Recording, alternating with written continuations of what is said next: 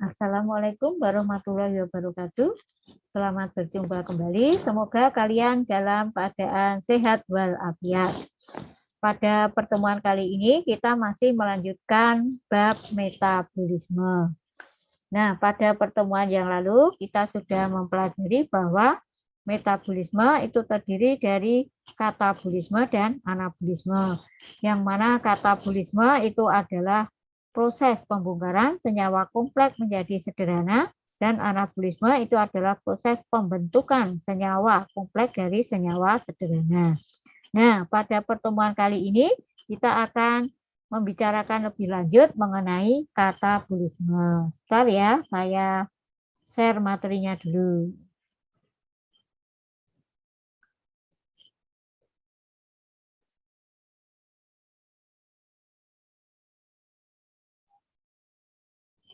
Ya.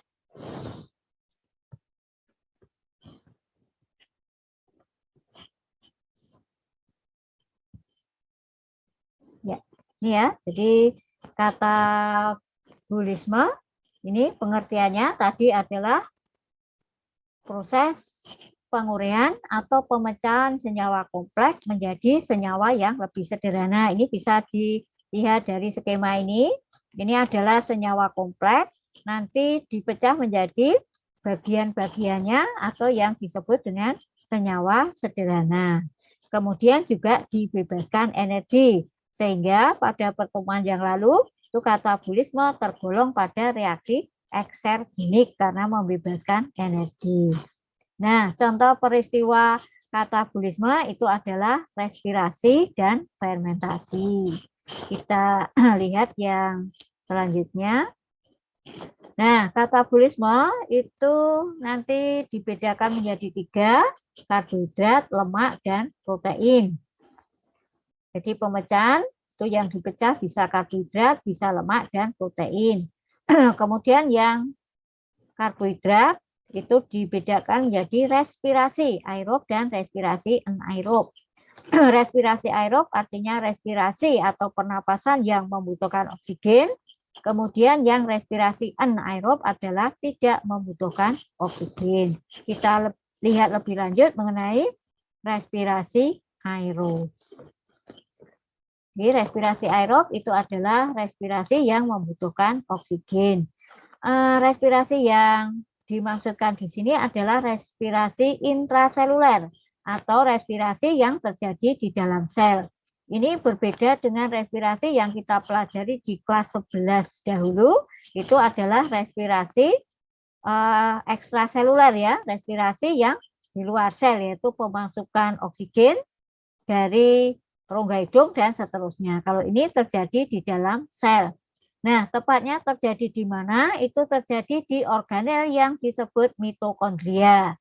Ini kalau kita lihat kembali struktur dari mitokondria, itu terdiri dari membran luar, membran dalam, kemudian ada ini krista mitokondria, jadi membran dalam yang berlekuk-lekuk itu namanya krista, dan ada matriks mitokondria, itu isi dari krista mitokondria. Di respirasi terjadi di dalam mitokondria.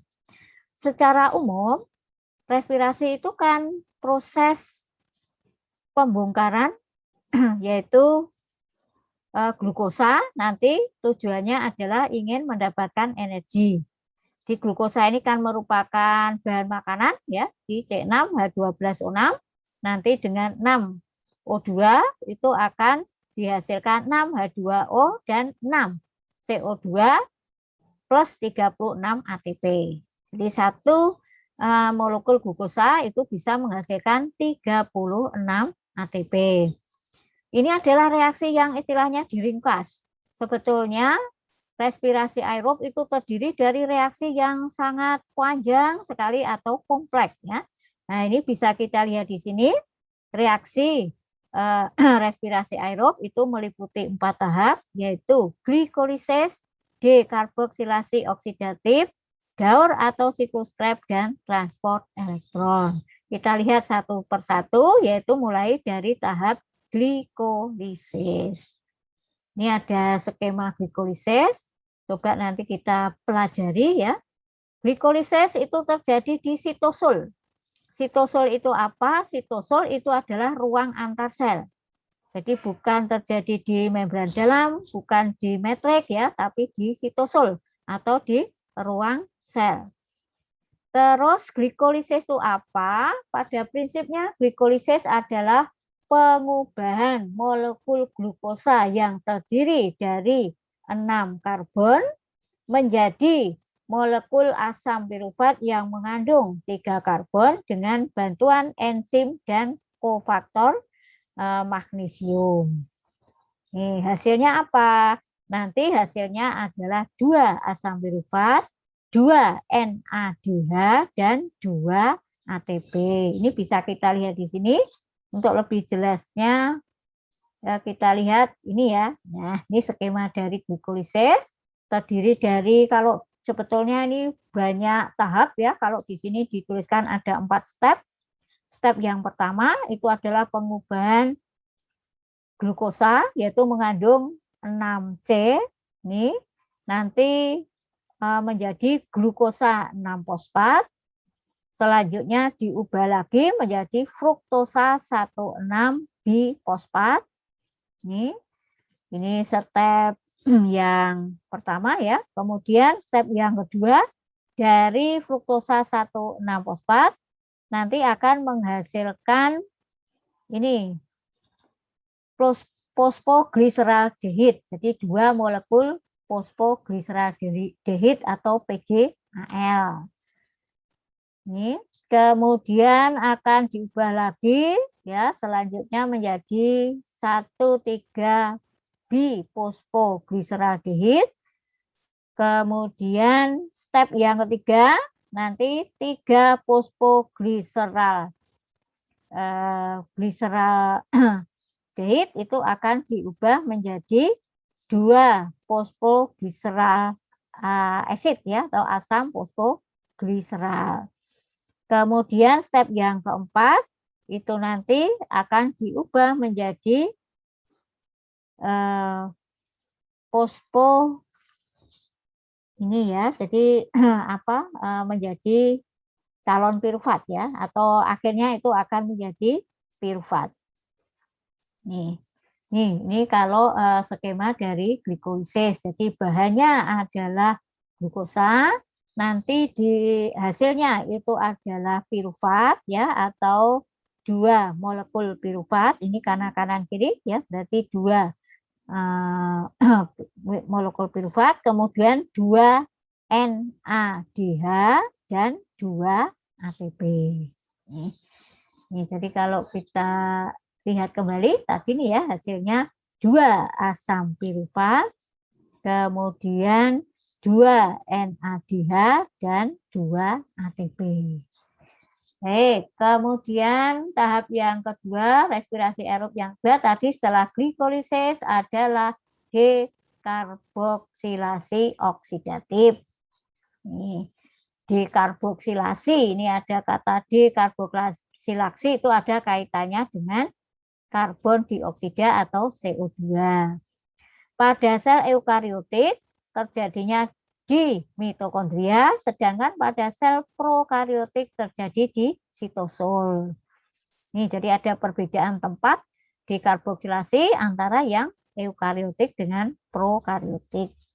Nah, reaksinya seperti ini. Ini kan merupakan kelanjutan dari glikolisis. Tadi glikolisis itu menghasilkan asam piruvat. Nah, selanjutnya dalam dekarboksilasi oksidatif, asam piruvat itu akan diubah menjadi asetil-CoA. Kalau tadi 2 asam piruvat ya nanti berarti ada 2 asetil-CoA. Selain itu nanti juga dihasilkan NADH dan CO2. Sehingga dari proses dekarboksilasi oksidatif hasilnya adalah 2 asetil-CoA, 2 CO2 dan 2 NADH. Ingat ya, ini 1 kali dekarboksilasi, padahal tadi kan dihasilkan 2 asam piruvat, berarti ini kita kalikan 2. Jelas ya? Nah, baik, kalau sudah, sekarang kita lanjut Setelah dekarboksilasi oksidatif itu ada siklus Krebs atau disebut siklus asam sitrat atau disebut dengan siklus asam trikarboksilat.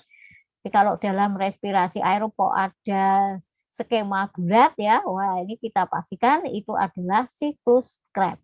Baik, kita lihat tahap-tahap dalam siklus Krebs.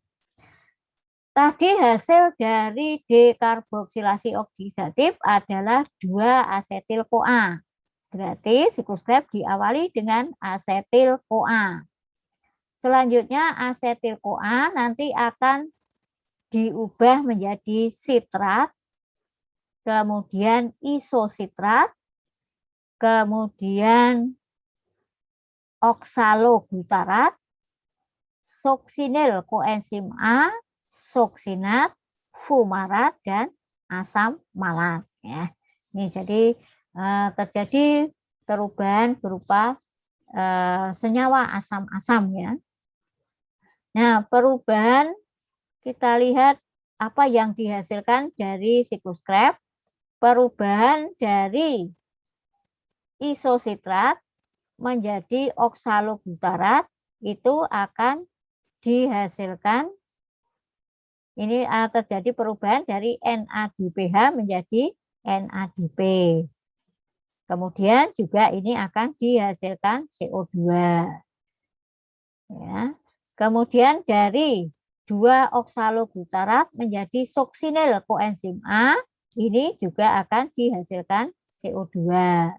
Dari suksinil koenzim A menjadi suksinat itu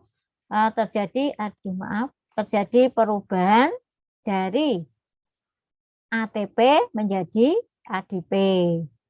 Kemudian dari suksinat ke fumarat itu dari FADH menjadi FAD. Dari malat ke oksaloasetat terjadi NADPH plus NADP. Nah, sehingga dari sini kita bisa lihat ya hasil tadi dari